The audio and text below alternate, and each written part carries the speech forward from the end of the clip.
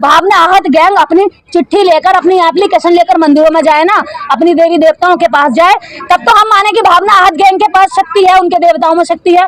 अगर उनमें न्याय के साथ साथ मैं अन्याय ही नहीं होने दूंगी और मैं लट रखूंगी। अगर मैं ये सवाल कर लेती हूँ कि सरस्वती के पास कितनी डिग्री है, माँ सरस्वती ने कितने स्कूल खोले हैं, माँ सरस्वती ने शिक्षा के क्षेत्र में क्या काम किया है, तो दूसरा हिंदू मुझ हिंदू पर FIR कर देता है। ऐसा हिंदूवाद बनाना चाहते हैं जहाँ पर लोग गूंगे हों, जहाँ लोग रक्षाबंधन के दिन उसकी माँ राखी बांधने जाती है अपने भाई को, वहीं किसी और का भाई उसकी बच्ची के साथ बलात्कार कर देता है। यहाँ पर दिखावे के लिए लोगों को हिंदू बनाया जा रहा है, लेकिन हिंदू के अंदर उस तहखाने में रहने वाले दलितों को, शूद्रों को, अछूतों को कब आजादी मिलेगी, ये भी तो देश की सरकार रुपए के घड़े को आप ज्यादा कीमती मानते हैं। एक बच्चे की जान आपके लिए कीमती नहीं है। हम कोई आतंकवादी हैं?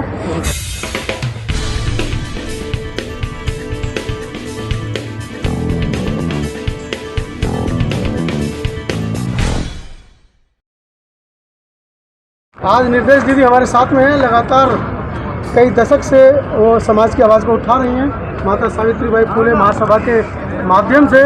दीदी कि जिस तरह से अभी आप फरीदाबाद गई थी, जालौर भी जा रही थी, लेकिन पुलिस ने आपको अनुमति नहीं दी है वहाँ पर जाने की, ऐसा पता चला है। क्या आपका वक्तव्य रहेगा ऐसी घटनाओं पर? देखिए, हम लोग अन्याय के खिलाफ जब भी जाते हैं, घर से निकलते हैं, हमको बंदी बनाने की कोशिश की जाती है। क्या हम कोई आतंकवादी हैं? क्या हम कोई ऐसे लोग हैं जो संविधान को नहीं मानते? हम संवैधानिक दायरे में हम रह करके जा रहे हैं। उन सड़कों पर सब चल सकते हैं, लेकिन न्याय की लड़ाई लड़ने वाले उन सड़कों पर नहीं चल सकते। तो इस तरह से तो पुलिस प्रशासन हमारे संवैधानिक हक और अधिकारों का ही हनन कर रहा है। एक तो आप देश के अंदर इस तरह की घटनाएं सरकारों की नाक के नीचे होती हैं, जहाँ पर आज जहाँ आज़ादी का 75वां अमृत महोत्सव मनाया जा रहा है, वहाँ पर एक बच्चे को छुआछूत के चलते एक घड़ा छूने भर से ही उसकी हत्या कर दी जाती है। वहाँ पर आप अगर न्याय मांगने के लिए लोग निकलते हैं तो आप लोग हमें नज़रबंद करते हैं, हमारे रास्ते रोकते हैं। तो ये इस देश की सच्चाई है। आज भारत के अंदर अगर हम कहें कि भारत आज़ाद हो गया है, तो भारत वास्तव में आज़ाद नहीं हुआ है। भारत की आज़ादी के अंदर अभी एक आज़ादी, एक गुलामी अभी भी इसके अंदर बची हुई है, जिस गुलामी को अगर हम देखें तो उस गुलामी के साथ उन लोगों से बात करिए जो वास्तव में आज भी भारत में रहते हैं। अगर आप कहें कि राजस्थान में जातिवाद नहीं है, आज स्ट्रीम मीडिया लिपापोती कर रही है इस घटना को दबाने की, तो आप खुद जाकर के राजस्थान देखिए। कल हम लोग भी जा रहे हैं दोबारा से, लेकिन हम अब की बार एक काम और करेंगे कि वहाँ के स्कूलों में जाकर के सर्वे करेंगे कि क्या वास्तव में वहाँ पर अलग घड़े रखे जाते हैं या अलग घड़े नहीं रखे जाते हैं, तो पानी किस तरह से स्टूडेंट और टीचर्स पीते हैं। तो ये देश के अंदर एक सर्वे भी होना चाहिए, ईमानदारी के साथ सर्वे होना चाहिए कि कितने स्कूलों में आज भी ऐसा है कि जहाँ पर टीचर्स के घड़े इसलिए अलग रखे जाते हैं कि जाति की पवित्रता बनी रहे। जाति की पवित्रता को बनाए रखने की इतनी हनक है यहाँ के लोगों में कि बच्चे तक को मार सकते हैं, लेकिन 40 रुपए के घड़े को आप ज्यादा कीमती मानते हैं। एक बच्चे की जान आपके लिए कीमती नहीं है। जहाँ जिस घड़े को बनाने वाला भी शूद्र होता है, जिस शूद्र को आप अपवित्र कहते हैं, पैरों से पैदा या उत्पन्न हुआ कहते हैं, उसी शूद्र का बनाया घड़ा आपके लिए शुद्ध हो जाता है, लेकिन उसी घड़े को छूने वाला दलित आपके लिए अपवित्र और अछूत हो जाता है। ये देश के अंदर बेहद जघन्य अपराध हो रहे हैं। जो कहते हैं ना ISI वाले जो आतंकवादी हैं, ये आतंकवादी उनसे भी ज्यादा खतरनाक हैं, क्योंकि उन आतंकवादियों की हम पहचान कर सकते हैं, शिनाख्त कर सकते हैं, उनसे बच सकते हैं, लेकिन इन आतंकवादियों की तो हम पहचान भी नहीं कर सकते, बगल में बैठे होते हैं। क्योंकि ये आतंकवादियों की शुरुआत कैसे होती है मैं बताती हूँ। इन आतंकवादियों की जो आतंकवाद है इनके अंदर छुपा हुआ, वो कैसे निकलता है। पहले पूछेंगे भाई साहब आप कौन हो? हिंदू हो? अच्छा हिंदू हो, सांस ले ली पहली चैन की, इन्हें तसल्ली हो जाती कि भैया हिंदू हो। उसके बाद पूछेंगे कि भैया हिंदू में कौन हो। अगर हिंदू धर्म अच्छा है और हिंदू धर्म का भाईचारा इतना मजबूत है, तो हिंदू के पता होने के बाद आप पूछो नहीं ना।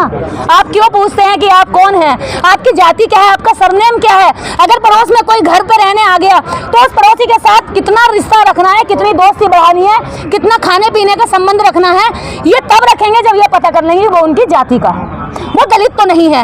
आप कितना भी अच्छा कपड़ा पहन कर कहीं जाएं, आप कितने भी योग्य क्यों ना हो जाएं, आप कितने भी अच्छी बातें क्यों ना कर ले, आप कितना भी संविधान को फॉलो क्यों ना कर ले, लेकिन आप जातिवाद का जैसे ही पता चलेगा तो आप उनकी नजर में नीच हो जाते हैं। क्योंकि यहाँ न्याय भी जाति के आधार पर होता है, कर्म के आधार पर नहीं होता। जैसे कि अभी इस बच्चे के साथ हुआ, अभी फरीदाबाद में एक घटना हुई, 12 साल की बच्ची को मारकर रेलवे ट्रैक की लाइन पर फेंक दिया गया, लेकिन प्रशासन की कान पर जू नहीं रहेंगी। जब हम लोग गए FIR हुई, उसके बाद SDM कहते हैं कि हमें तो पता ही नहीं है घटना हुई है।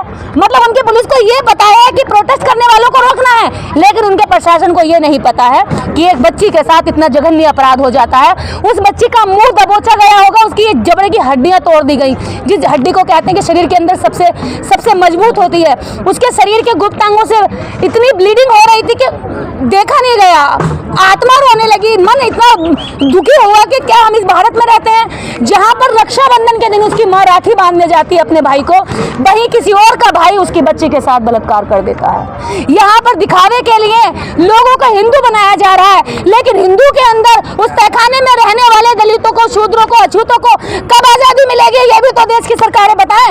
ये भी तो इस हिंदू धर्म के जितने शंकराचार्य हैं ये भी तो बताएं कि अछूतों की कौन सी जगह मिलेगी। हम आपके हिंदू धर्म के लिए चलिए, हम आपको सराहना कर देते हैं और सहयोग भी कर देते हैं, लेकिन आप ये बताइए दलितों का स्थान क्या रहेगा उसमें? अभी तक मेरे कागजों में हिंदू धर्म लिखा हुआ है, मैं हिंदू हूँ, अभी मैं कागजी रूप से अभी बौद्ध नहीं हुई हूँ, लेकिन मैं बुद्ध के विचारों से प्रभावित हूँ। अगर मैं ये सवाल कर लेती हूँ कि सरस्वती के पास कितनी डिग्री है, माँ सरस्वती ने कितने स्कूल खोले हैं, माँ सरस्वती ने शिक्षा के क्षेत्र में क्या काम किया है, तो दूसरा हिंदू मुझ हिंदू पर FIR कर देता है।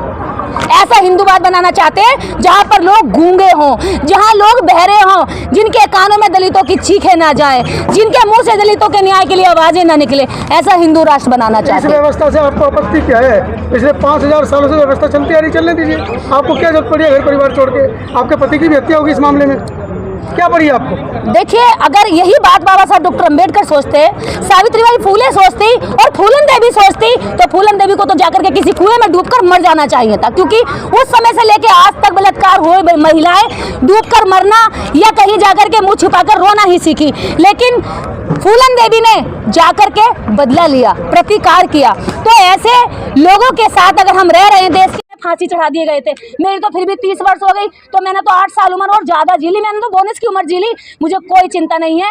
भगत सिंह गोरे अंग्रेजों से लड़े थे और हम काले अंग्रेजों से लड़ रहे हैं, बस अंतर इतना है, हमें जिस दिन चाहे फांसी देंगे, हमें कोई फर्क नहीं पड़ता। नहीं लगता भावनाएं आहत हो जाएंगी? बिल्कुल डर नहीं लगता। भावनाएं आहत गैंग हमसे कांपती है, भावना आहत गैंग पहले कहती है कि हमारे भगवान को गलत बोला, लेकिन जब भावना आहत गैंग को अपने भगवान को न्याय दिलाना होता है तो संविधान के पास जाते हैं। भावना आहत गैंग अपनी चिट्ठी लेकर, अपनी एप्लीकेशन लेकर मंदिरों में जाए ना, अपनी देवी देवताओं के पास जाए, तब तो हम माने कि भावना आहत गैंग के पास शक्ति है, उनके देवताओं में शक्ति है। अगर उनमें शक्ति है और वो हमारे भी देवता हैं और हमें भी आप हिंदू ही मानते हैं तो हमारे से इतनी नफरत क्यों है? अगर हम हिंदू हैं तो मटका छूने पर क्यों मारा जाता है? अगर हम हिंदू हैं तो हर 3 मिनट पर दलित की बेटी का रेप क्यों? अब मोमबत्तियां लेकर हम लोग बहुत सड़कों पर निकल लिए। मैं आपके चैनल के माध्यम से आज इस प्रेस कॉन्फ्रेंस में एक बड़ा ऐलान करने जा रही हूँ, जिसकी तैयारी मैं पिछले 12 वर्षों से कर रही हूँ। गांव-गांव जाकर के महिलाओं को मजबूत कर रही हूँ, वैचारिक रूप से कर रही हूँ। अगर हम यूं ही हर दिन लड़ते रहे, ये लड़ना बहुत ज़रूरी है, मैं नहीं कहती लड़ाई नहीं लड़ेंगे, लेकिन हमें वैचारिक काम भी साथ साथ करना है। हम लोग एक लठ गैंग बनाने जा रहे हैं, महिलाओं का लठ गैंग, और इस लठ गैंग के लिए हम जिले पर, प्रदेश स्तर पर अखाड़े खोलेंगे। हम एक एक की लड़ाई सारे मिलकर के लड़ेंगे तो ये लड़ाई कभी जीती नहीं जाएगी। हमें एक एक को मजबूत बनाना होगा, जो वहीं पर मुंह तोड़ मौके पर जवाब दे। इसके लिए लठ गैंग के तहत महिलाओं की हम टीम बनाएंगे और महिलाओं को लठ का वो कराएंगे, इनको इतनी प्रैक्टिस कराएंगे कि उसके लिए हमें पंजाब से भी भले टीम बुलानी पड़े। पंजाब की टीम हमारी तैयार है, पंजाब से हमारी टीम आएगी और महिलाओं को लठ के लिए प्रशिक्षण करेगी। उनके पास AK-47 है, लठ क्या करेगा आपको? AK-47 है तो AK-47 से कितनों को मारेंगे? अरे इस समाज में बहुत संख्या है, मैं तो कहती हूँ एक को मारेंगे 1 करोड़ पैदा होते हैं। यहाँ पर संख्या इतनी है, इतनी संख्या है कि जितने मारेंगे जेलों में डालेंगे तो जेलों में जगह कम पड़ जाएगी, मारने निकलेंगे तो गोलियां कम पड़ जाएंगी, और अगर ये मारेंगे तो इनके हाथ पीछे नहीं बंधे हैं। इसीलिए संविधान में हिंसा की जगह नहीं है, आप हिंसा के लिए प्रेरित कर रही है नागरिक? नहीं, मैं हिंसा की नहीं, हिंसा रोकने के लिए प्रेरित कर रही हूँ।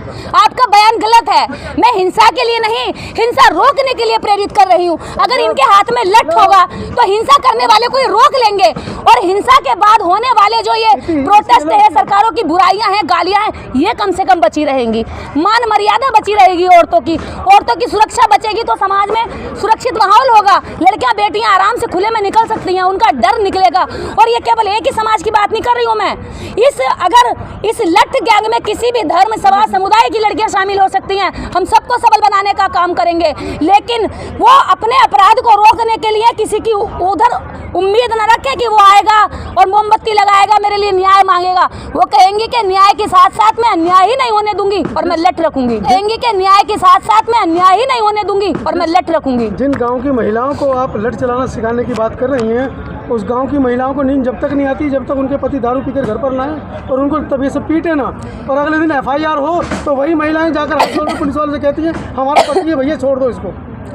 ऐसी महिलाओं की संख्या हो सकती है, लेकिन मेरे जैसी भी महिलाओं की संख्या नहीं, लाखों की संख्या में, करोड़ों की संख्या में। तो मुझे ज्यादा नहीं चाहिए। देखिए, शेरों की संख्या भीड़ में नहीं होती है, वो गिनती के गिने चुने होते हैं। जिले पर मुझे 10 महिलाएं मिल जाएं और हर जिले पर 10-10 महिलाओं की टीम बन जाए और लठ गैंग में वो 10-10 महिलाएं शामिल हो जाएं, और इसके लिए अगर हमें अखाड़े खोलने पड़ेंगे, हमें जगह की जरूरत पड़ेगी। यहाँ पर करोड़पति अरबपति पैसे नहीं देंगे, सहयोग नहीं करेंगे। हमें समाज की आम जनता से सहयोग की अपील करती हूँ कि अपने अपने जिले में जो खाली पड़ी जगह है वो दे, ताकि अखाड़े खोल सकें, ताकि महिलाओं को ट्रेनिंग दे सकें, और ये ट्रेनिंग के माध्यम से महिलाओं को मजबूत बनाएंगे। हम हिंसा करना नहीं, हिंसा से लड़ना सिखाएंगे ताकि वो अपनी सुरक्षा कर सकें। चलिए, बहुत बहुत धन्यवाद आपको।